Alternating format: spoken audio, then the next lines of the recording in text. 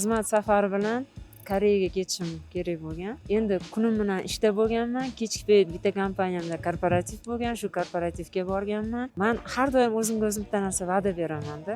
Keyingi safar chemodanimni bir kun oldin yig'ib qo'yaman deb. Lekin hech narsani qila olmayman. Har doim 2 soat, 1 soat oldin yig'aman-da. Ishdan chiqdim, korporativga bordim. Korporativda o'tirdik, Yangi yil arafasi. Keyin shu bilan uyga keldim. Chemodanimni yig'ib olman. Pasportim yo'q-da, qizil pasporti yo'q. Qidiraman, topa olmayman. Ishxonada endi bizada kruglosutchna-da. Ishdagi bolalarga telefon qilaman. Bolalar, iltimos, men bu yerga qarab ko'ringlar, men yerga qarab ko'ringlar, balkim ishxonada tashlab ketgandirman degan xayoldaman-da.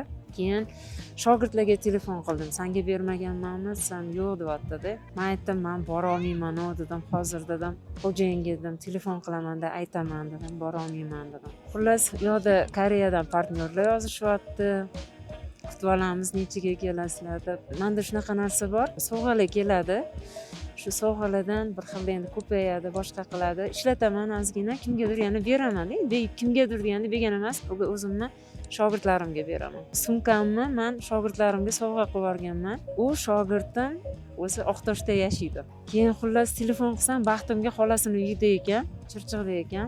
Qaradi, yo'q dedi, menda yo'q dedi. Endi ular ikkita qiz edi-da, bittasiga berganimda chiqmagan. Keyin birpasdan bo'ldi, hafsalam o'ldi, bora olmayman dedim. Keyin bir mahal ikkinchi liniyamga dugonasi tushyapti-da. Keyin adasi telefon qilaring iltimos dedim. Men hozir bolalarga yetib turibman. U telefon qilib, pasport bor, topdik deb aytdi. Xursand bo'lib ketdik. Soat 10:30 bo'lgan. 12:30 da samolyot. Endi u pasportni olib kelish kerak, lekin Chirchiqda edi-da.